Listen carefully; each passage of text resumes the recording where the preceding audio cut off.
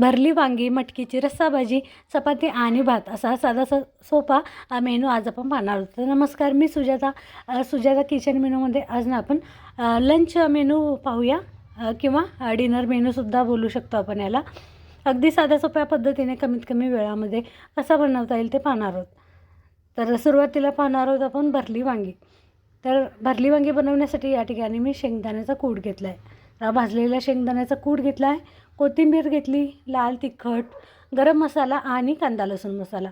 आवडीनुसार यामध्ये आपण मसाले नक्कीच वापरू शकतो. तर यामध्ये चवीनुसार मीठ, हळद घालायची. असेल तर कसुरी मेथी नक्की वापरायची. तर आज आपण हे मिक्सरला वाटण न करता अगदी झटपट अशी भाजी बनवत आहोत. तर वाटण बनवून वांग्याची रस्सा भाजी कशी बनवायची ते सुद्धा 1-2 व्हिडिओ आहेत आपल्या चॅनलवर, नक्की पहा. हिरव्या मसाल्यातली, लाल मसाल्यातली भरली वांगी रेसिपी आहे, तिथंसुद्धा नक्की पहा. त्या पद्धतीने तुम्हाला बनवायचं असेल तर. आता या मसाल्यांमध्ये थोडंसं तेल घातलं मी आणि व्यवस्थित मिक्स करून घेऊ. आणि ही वांगी जी पाण्यात ठेवलेत, तर वांगी असे वरून कट केलेत या पद्धतीने पाहू शकता. तर याच्यामध्ये मसाले भरून घेऊ. मसाला भरून थोडंसं दाबून घेऊ, म्हणजे मसाला बाहेर येऊ नये यासाठी. अगदी साधी सोपी अशी ही वांग्याची रेसिपी आहे. कोणतंही वाटण वगैरे न करता अगदी झटपट आपणही बनवू शकतो. आणि या पद्धतीने संपूर्ण वांगी मी मसाला भरून घेतला आहे आणि लगेचच फोडणीची तयारीसुद्धा करून घेऊ. फोडणीसाठी ना कांदा, टोमॅटो असं वापरलं आहे आपण या ठिकाणी. अगदीच तुम्हाला कांदा, टोमॅटो वगैरे असं फोडणीमध्ये वापरायचं नसेल ना, तर वाटणचा व्हिडिओ आहे, नक्की पहा. तर त्या पद्धतीने वांगी आपण नक्कीच बनवू शकतो. आता फोडणीसाठी कढईमध्ये तेल घेतलं आहे. तेल गरम झालं म्हणजे मोहरी, जिरं असेल तर कढीपत्तासुद्धा नक्की घालायचा आहे. ठेचलेला लसूण 5 ते 6 पाकळ्या लसूणच्या घेतल्यात. कांदा एक बारीक असा चिरून घेतला आहे, कांदासुद्धा घालून घेऊ. कांदा थोडासा परतून घेऊ आणि लगेचच टोमॅटोसुद्धा घालू. त्या फोडणीमध्ये आपण थोडंसं आलं, हिरवी मिरची पेस्ट घातली तरीसुद्धा चालेल आवडीनुसार. टोमॅटोसुद्धा घातला आणि परतवून घेऊ. आता यामध्ये लगेचच मसाला भरलेले वांगी घालून घेऊ. सुरुवातीला ना वांगे आपल्याला थोडेसे असे कांदा टोमॅटोसोबत तेलामध्ये परतवून घ्यायचे. आता कांदा टोमॅटो तो व्यवस्थित भाजून घेतला आहे आपण. आता लगेचच ही वांगीसुद्धा 3 मिनटं एक परतवून घेतली आणि राहिलेला जो मसाला असेल ना ते सुद्धा घालून लागेल तसं गरम पाणी घालून व्यवस्थित 1-7 मिनटं शिजवून घेऊ. वांगी व्यवस्थित शिजतील इथपर्यंत पाणी घालायचं. अगदीच तुम्हाला रस्सा भाजी हवी असेल तर पाणी थोडं जास्त लागेल. सुकी मसाल्यातली बनवायची असतील ना, तर पाणी थोडं कमी घातलं तरीसुद्धा चालेल. एका बाजूला वांगी मी शिजायला ठेवली आणि भातासाठी या ठिकाणी मी 2 वाटी तांदूळ घेतलेत. तांदूळ स्वच्छ निवडून घेतलेत, धुवून घेतले आणि पाणी घालून थोडंसं मीठ घातलं आहे आणि कुकरला ठेवून देऊ. 3 शिट्या काढून घेऊ. तर मी मोठ्या कुकरमध्ये असंच पातेलं ठेवून देत आहे. कुकरमध्ये खाली तळाखाली पाणी ठेवलं होतं. थोडीशी लिंबूची फोडसुद्धा टाकली होती. आता या ठिकाणी आपली वांगीसुद्धा पाहू शकता 5 ते 7 मिनटात थोडीशी शिजत आलेत. मध्ये 1-2 वेळा असे हलवून घेतली म्हणजे दोन्ही बाजूने एकसारखी ती शिजली जातात. आणि लगेचच 7 ते 8 मिनटामध्ये पाहू शकता आपली मस्त अशी वांगी शिजली गेलेत आणि मसाला वांगे आपले मस्त अशी तयार झालेत. अगदी साधी सोपी रेसिपी. तर लगेचच पीठ मळून घेऊया.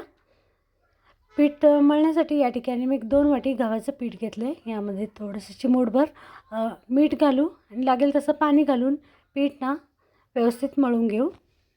पीठ अगदीच घट्ट नाही, सैल नाही, असं मऊसूत मळून घ्यायचं आहे. आणि हे मळून पीठ आपल्याला 5-7 मिनटं ठेवून द्यायचं आहे. तर नेहमी चपाती करताना पीठ सुरुवातीला असं थोडंसं मळून घेतलं, 5-7 मिनटं दिलं म्हणजे चपात्या ना मऊसूत अशा बनतात आणि फुगल्यासुद्धा जातात व्यवस्थित. तर आता मी पीठ मळून घेतलं आहे आणि हे थोडा वेळ तेलाचा थोडासा हात लावून झाकून ठेवून देऊ बाजूला. तोवर आपली मटकीची रस्सा भाजी बनवून घेऊ.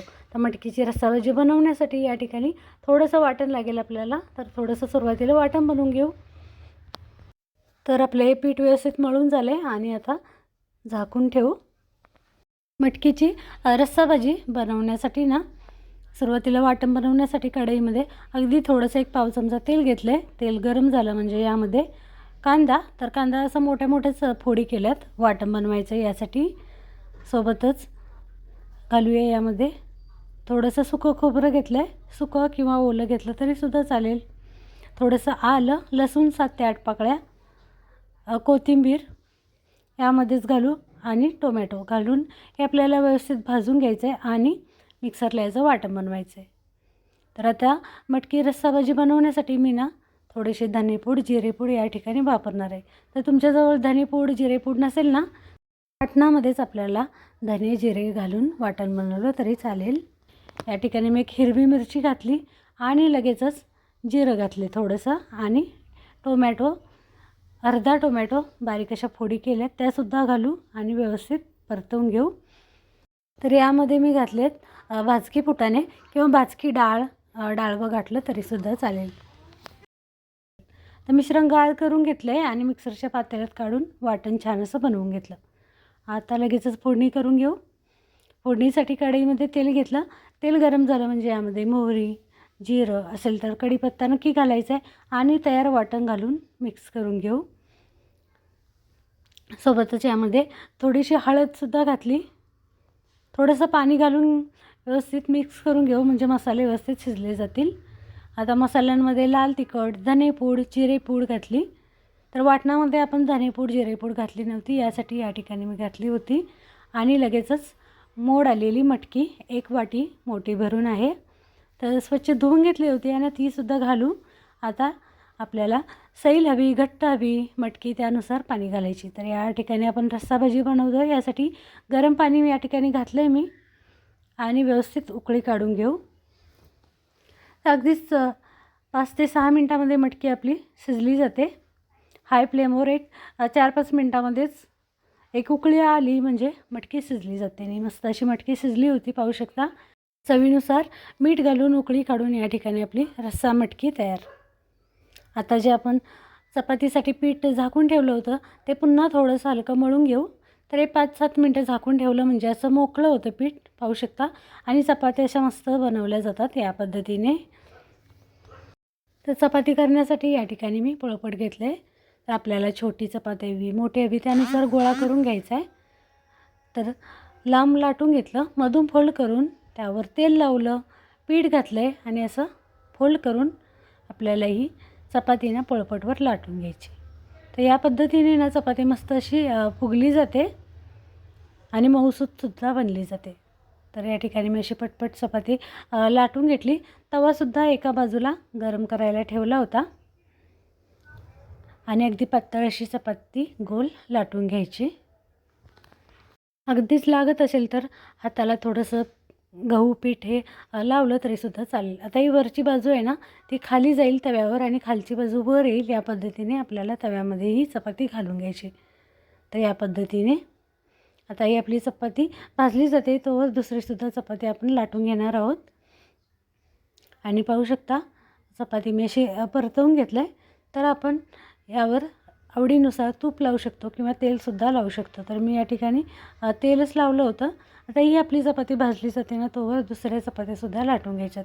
तर तयार पिठामध्ये ना साधारण 7 ते 8 मीडियम साईजच्या चपात्या बनल्या होत्या 2 वाटी गव्हाच्या पिठामध्ये. तर आपण आपल्या सोयीनुसार कमी जास्त पीठ घेऊ शकतो. आपल्याला किती चपात्या हव्यात त्यानुसार. तुम्हाला अगदीच कमी हवे असतील तर 1 वाटी गहू पीठ घेतलं तरीसुद्धा चालेल.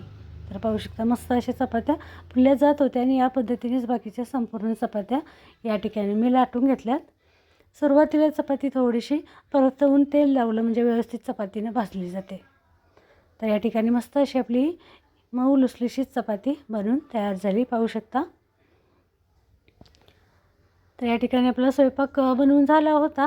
तर आता लगेचच या ठिकाणी मी ताटसुद्धा करून घेतलं होतं. तर या ठिकाणी पाहू शकता आपले हे मसाला वांग, मटकीची रस्सा भाजी, चपाती आणि राईस तयार आहे. अगदी साधी सोपी ही थाळी तुम्हाला आवडली ना तर व्हिडिओ खाली एक लाईक करा. चॅनलवर नवीन असाल तर सबस्क्राईब करायला विसरू नका. पुन्हा भेटूया. धन्यवाद.